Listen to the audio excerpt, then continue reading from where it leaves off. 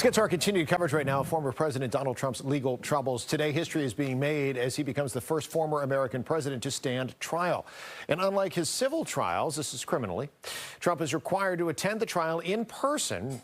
Apparently, he just arrived at the courthouse. So let's bring in our chief legal correspondent, Katie Barlow, with more on what we can expect in the weeks ahead. Katie, good to see you. Let's just start with today. And how will the jury selection process play out?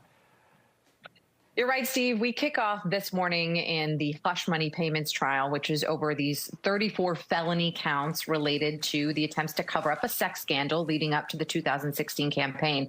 Day one is jury selection, and likely several days, if not weeks after that, where both sides and the judge will work together to select 12 New Yorkers plus a few alternates who will be the ultimate deciders of former President Trump's fate here. Now, both sides are going to want to find jurors who they think are fair and impartial. They will likely have differing opinions on what that looks like. So this task of jury selection could take quite a while. You know, Katie, it's interesting. I was looking through some of the guidelines for the jury selection, and it sounds like, first of all, everybody has to be from Manhattan, from that particular borough where this is taking place. They are not allowed to ask the jurors what political party they support, but they are allowed to ask them and are expected to ask them where they get their news. So you could say from that, you could pretty much figure it out. So how critical is it to find that impartial jury, so to speak? And then is there any recourse after the fact if somebody didn't like what the jury had to say? There's always a recourse, and that's something that former President Trump's team and prosecutors may be looking at, particularly Trump's team. If the jury selection does not go his way, he will be making arguments about perhaps individual jurors in the case. But to get to your question about kind of getting down to brass tacks, how this is going to get sorted out this morning, the Judge Juan Manuel Marchand, issued a 42-question form that every potential juror is going to have to answer the questions on that form.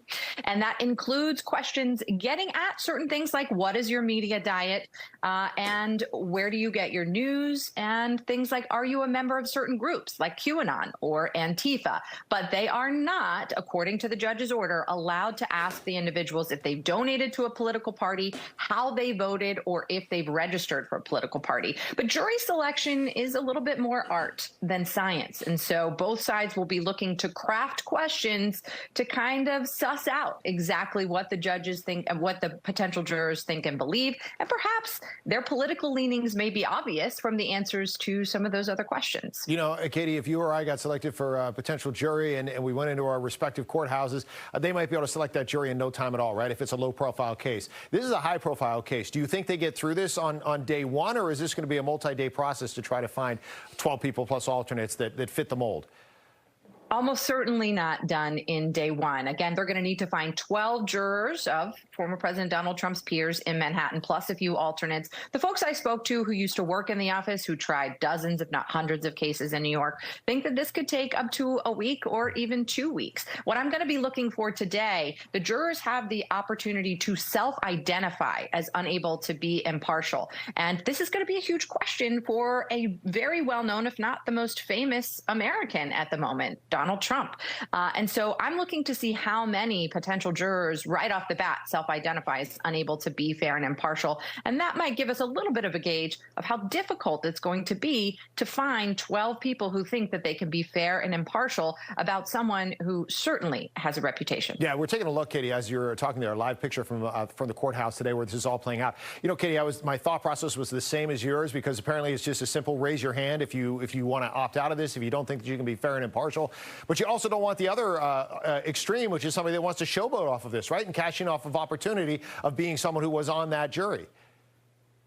Right. And both sides will have the ability to make challenges to individual jurors. There's something called a for-cause challenge, meaning you have a particular reason why you want to strike that juror. And both sides will have for-cause challenges. They also have what's called peremptory challenges, where they can strike a juror and give no reason at all. They're limited in the number of peremptory challenges that they can make, but there will be opportunities for both sides to say, nope, that individual, not comfortable. I don't think that they'll make a good juror. I don't think that they'll be fair and impartial for whatever reason. So this will really be a testament to the skill of the lawyering on both sides to ask the questions that will elicit the answers that will give them what they need to know to identify who they think can be fair and impartial. I mean, it's so many people across the country paying close attention, those in the legal community for sure. Katie, thanks so much. We appreciate your legal expertise as always. Katie Barlow, our chief legal correspondent. We'll talk to you again soon. Thanks, Katie.